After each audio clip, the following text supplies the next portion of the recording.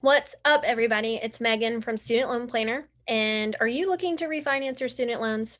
Student loan refinancing can be a common strategy to save money and pay off debt faster. But while this could be a good option for some, there are certain times where it makes more sense to just leave the loans alone or sign up for specific federal programs instead. So, in this video, we're going to give you 9 reasons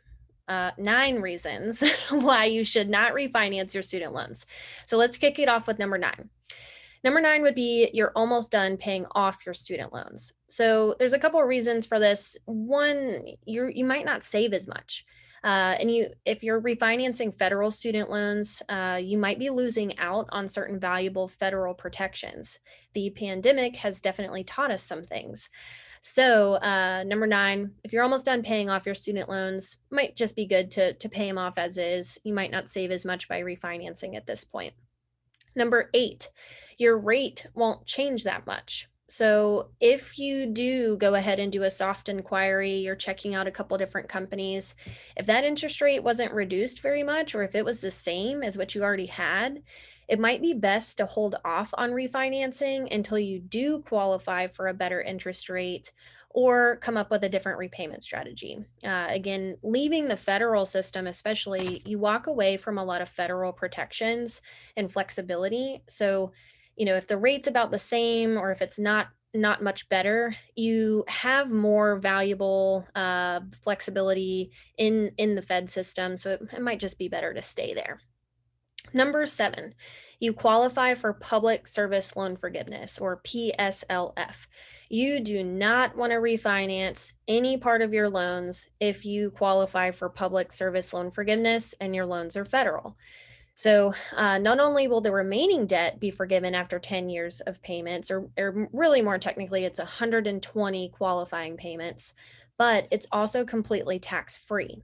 There is not an incentive at all to pay extra on those loans or to refinance a portion of them, because then we're just going to be paying way more than we need to. And if you refinance, that is a permanent decision. We can't go back to the federal system. So if you're working towards PSLF right now, if you think you might, that would be a reason to hold off on refinancing. Number 6, you might need an income-driven plan one day. This is really important, and I talk about this with all of my consults that we are considering refinancing.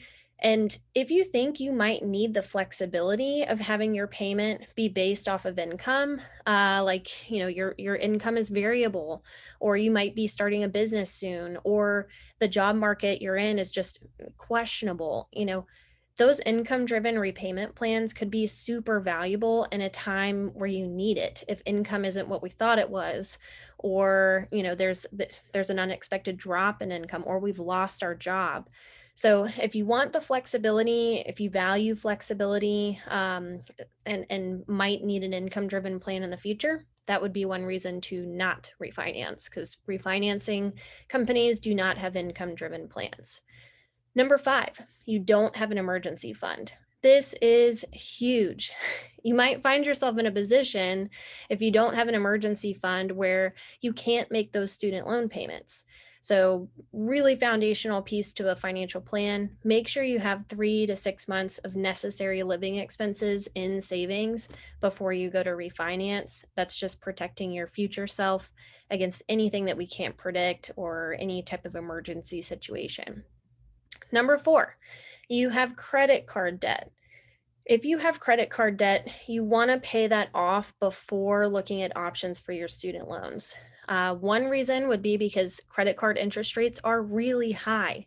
That should be the debt you're prioritizing paying off first, not the student loans that might be, 5 to maybe 10%.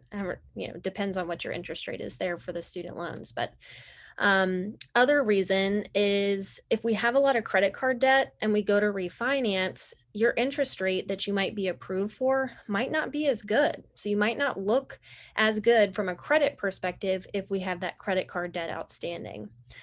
Now, number 3, you want to invest instead of paying down debt. This is a fun topic, I think, for planners, because I think there is a balance between paying down debt and saving and investing and growing our wealth. So there's no perfect answer to this, and it really does come down to your financial situation and what you value. But if you'd rather be a little more flexible with your cash flow, then it might not be best to refinance into a really short term to commit all of those cash flow or all of those dollars per month to the debt if we want to have maybe a balanced approach between saving and paying down debt. Number two, you plan to live abroad. This is interesting because if you have federal student loans, your payment is based off of your income if you're on an income-driven plan. And if you move abroad, there's what's called a foreign earned income tax exclusion that allows you to exclude, I think right now it's about 107,000 of your income earned abroad from your US tax return. And your income-driven plan is based off of that tax return each year. So if you have plans to live outside the US, skip refinancing and take advantage of this unique repayment strategy to maybe pursue forgiveness instead. And number one, or the last reason, you think student loan forgiveness is in the future. Now, this is a huge topic these days. We're talking about it a lot. There's a lot of people talking about it. We definitely don't recommend banking your whole student loan repayment plan on what might happen in the future. But there's no way to predict what's going to happen over the next coming months or over this next presidential term. So if you think student loan forgiveness might be coming down the pipeline, you think you might be able to take advantage of it, that would be a reason not to refinance your federal student loans. If you already have private student loans, there's likely not going to be any relief or forgiveness there for private loan holders. That would be just more so in regards to federal loan borrowers. So as with anything else in life, it is good to have a plan for your student loan debt. So if you're considering a customized plan, watch this next video on why student loan planning matters and check out our free resources on our site to see what your best strategy moving forward could be. And thanks for hanging out with me in this one.